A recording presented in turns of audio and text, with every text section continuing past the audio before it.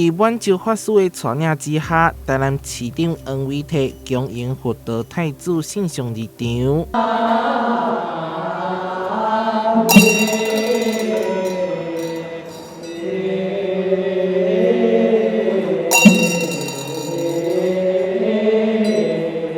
佛光山南台病院的药佛节第2档在市政府来举办，现场庄严肃穆。心灵借着浴佛，心灵得到平静。那也希望能够大家都一起来纪念佛陀能够同沐佛恩，那感染这佛陀慈悲喜舍的心情。市府团队甲法师齐信众虔诚的诵经祈福。5月份第2个礼拜日是母亲节，除了弘扬感恩厚道精神，同时嘛是佛陀的诞生纪念日，为当借由洗佛来洗净家己的心灵。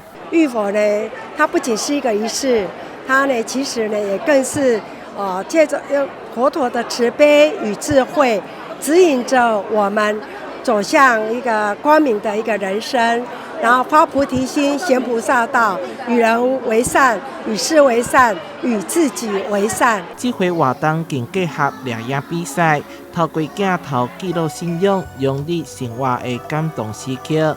另外，还有园游会，吸引不少亲子家庭前来，气氛相当温馨。台南新闻所采采访报道。